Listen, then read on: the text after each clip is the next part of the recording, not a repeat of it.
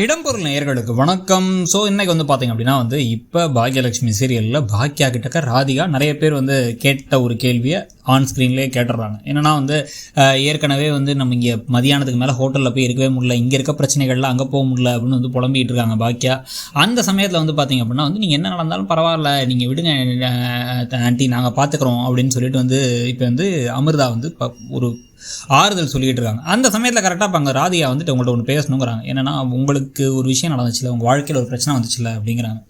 வாரம் எபிசோடு எனக்கு ஒரு பிரச்சனை இருக்குமா, எந்த பிரச்சனையை சொல்கிற நீ அப்படின்னா, கோபியால் ஒரு பிரச்சனை வந்துச்சுல, ஆமாம் புரியுது அப்படின்னா, அதை எப்படி என் வாயால் சொல்கிறதுன்னு தெரில, கோபிக்கு வேற ஒரு பொண்ணோட தொடர்பு இருந்துச்சுல அப்படின்னா, ராதிகா யார் அந்த பொண்ணு, நான் தான் அப்படிங்கிற மாதிரி பேசிகிட்டு இருந்தாங்க. உடனே ஆமாம் சரி ஓகே, அதை என்ன சொல்ல வரீங்க அப்படின்னா, இல்லை அதே மாதிரி விஷயம் தானே இப்போ செழியன் பண்ணார். அப்போ நீங்கள் என்ன பண்ணீங்க, யார் என்ன சொன்னாலும் பரவாயில்லன்னு சொல்லி டிவோர்ஸுங்கிற ஒரு முடிவு எடுத்து டிவோர்ஸை போய் வாங்கிட்டு உங்கள் வாழ்க்கைக்கு தான் சரின்னு முடிவு எடுத்தீங்க. ஆனால் இப்போ திடீர்னு பார்த்தீங்க அப்படின்னா செடியன் விஷயத்தில் ஜெனிக்கு சப்போர்ட் பண்ணாமல் செடியனுக்கு சப்போர்ட் பண்ணுறீங்களா? ஏன் உங்கள் பையங்கிறதுனால கோபியோட அம்மா எப்படி கோபியை கண்மூடித்தனமாக நம்புகிறாங்களோ அதே மாதிரி நீங்களும் பண்ணுறீங்களா அப்படின்னு கேட்டபோது ரெண்டுக்கும் பெரிய வித்தியாசம் இருக்குது அப்படிங்கிறாங்க. என்ன சொல்கிறாங்கன்னா உங்களுக்கு இன்னும் நானும் ஜெனிக்கு தான் சப்போர்ட் பண்ணேன் ஆரம்பத்தில். ஜெனி இந்த வீட்டை விட்டு போகணுங்கும் போது, ஜெனியை திருப்பி இந்த வீட்டுக்கு கூட்டுவாங்கும் போது, ஜெனியோட மனசை மாற்றணுங்கும் போது, இவன் பண்ண தப்புக்கு ஜெனி தான் முடிவெடுக்கணும்னு நினச்சேன். ஆனால் இன்னொரு கல்யாணங்கிறத என்னால் ஏற்றுக்க முடியல. ஏன் அப்படின்னா ரெண்டு சைட்லையுமே ரெண்டு பெரியவங்க அவங்க ஈகோவுக்காக இந்த முடிவெடுக்கிறாங்களே தவிர இந்த ரெண்டு பேர்த்த பேச விட மாட்டுறாங்க. இவங்க பேசி இவங்க மனசை என்னங்கிறத சொன்னால் தான் இந்த விஷயம் முடியும். அது இல்லாமல் கொண்டு போகிறது எனக்கு ஒத்து வரன்னு தோணுச்சு. செடியன் தப்பு பண்ணிட்டாங்கிறது உண்மைதான். ஆனால் அதுக்கப்புறம் அவன் திருந்த ட்ரை பண்ணுறான், அவன் அதை மாற்றிக்க ட்ரை பண்ணுறான். ஜெனிக்குமே இவங்க மேலே ஒரு காதல் இருக்குது. ஸோ திருப்பி ரெண்டு பேரும் ஒன்று சேர்ந்தாங்கன்னா நல்லாயிருக்கும்னு எனக்கு தோணுது. ஆனால் அதே சமயத்தில் எனக்கு நடந்ததும் இதுவும் ஒன்றும் கிடையாது. செடியன் பண்ணது தப்பு, ஆனால் எனக்கு நடந்தது துரோகம்.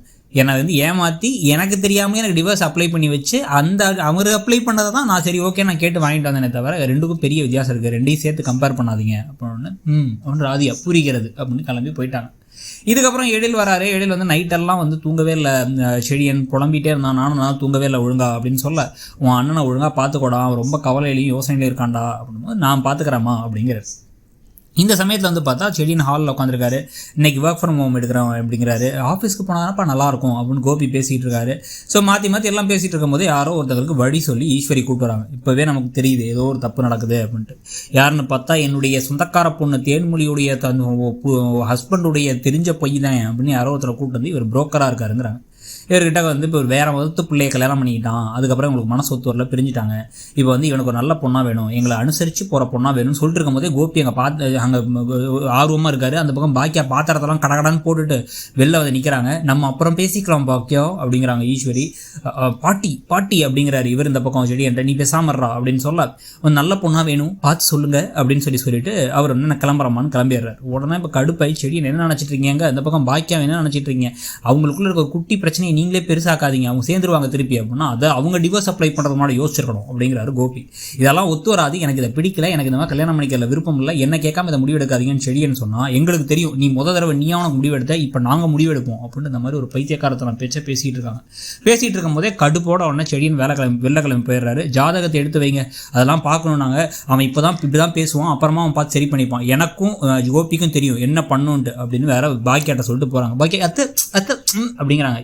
டிவோர்ஸே வாங்கியாச்சுமா, அவங்க அத்தையே கிடையாது, தைரியமாக சொல்லுங்கள், என் புள்ள வாழ்க்கையை கெடுக்க முடியாது, அவனுக்கு மனசுக்கு பிடிச்சி அவன் கல்யாணம் பண்ணானா ஓகே, இல்லைனா கல்யாணமே பண்ணிக்காமல் இருந்து அவங்க பிடிச்சமா பண்ணிட்டு போகிறான் அப்படின்னு சொல்லுங்கள். இல்லை அவங்க திருப்பி சேருவாங்கிறத பற்றி சொல்லுவாங்கன்னு பார்த்தா இவங்க பெப்பேன் இருக்காங்க. ஸோ அந்த பெப்பேன் இவங்க இருக்கிற சமயத்துலேயே பார்த்தா எழில் தன்னோட ஃப்ரெண்டை ரொம்ப நாள் கழித்து பார்த்து ஒரு நல்ல படம் பண்ணி ஆகணும்னு சொல்லிட்டு இப்போ புலம்பிகிட்டு இருக்காரு. இப்போ தான் திருப்பி பழையபடி ஞானோதயம் அந்த சமயத்தில் திடீர்னு பார்த்தா செடியன் கிராஸ் பண்ணி போகிறத பார்க்குறாரு. செடியன் எங்கேயோ போகிறாரு, என் அண்ணன் எங்கேயோ போகிறான்னு கால் பண்ணி பாக்கியாட்ட கேட்டால் பாக்கியா அப்படி ஒரு கல்யாணம் பண்ணி வைக்க பார்க்குறாங்க அப்படின்னு சொன்னோன்னா, அடக்கடவுளை கல்யாணம் பண்ணி வைக்க பார்க்குறாங்களா அப்படின்னு சொல்லிட்டு இவர் சரி ஓகே நான் பார்க்குறேன்னு செடியனை துரத்திட்டே போகிறார். பார்த்தா செடியன் மாலினி வீட்டுக்கு போகிறாரு. உள்ளர மாலினி வா, நீ வருவேன்னு தெரியும் எனக்கு அப்படிங்க. வருவான்னு தெரியுமாக்கா உனக்கு, எங்கள் அம்மா பெண்களை அறையக்கூடாதுன்னு இருக்காங்க, கை வாங்க கூடாதுன்னு இருக்காங்க, அமைதியாக இருங்க இல்லைன்னா அடிச்சு போவோம், பல்ல உடச்சிருவேன், என்ன நினச்சிட்டு இருக்கோம் மனசில், திருப்பி எனக்கு பிரச்சனை பண்ணிகிட்டு இருக்கேன், நான் என்ன உன்ட்ட ஒழிஞ்சு வந்தேன்னா நீ வேணான்னு விலகி போனேன், என் ஆஃபீஸில் கூட இவ கூட வேலை பார்க்க முடியாதுன்னு திருப்பி என் பின்னாடியே வந்துட்டு இப்போ என் வாழ்க்கையை கெடுத்து விட்டலான்னு பார்த்துட்டு இருக்கேன் நீ அப்படின்னு ஒரு கையோங்கிறதோட இன்றைக்கி எபிசோடு முடியுது. ஸோ இன்றைக்கி எபிசோடை பற்றி நீங்கள் நினச்சிங்கிறத சொல்லுங்கள். தேங்க்ஸ். இடம்பொருள்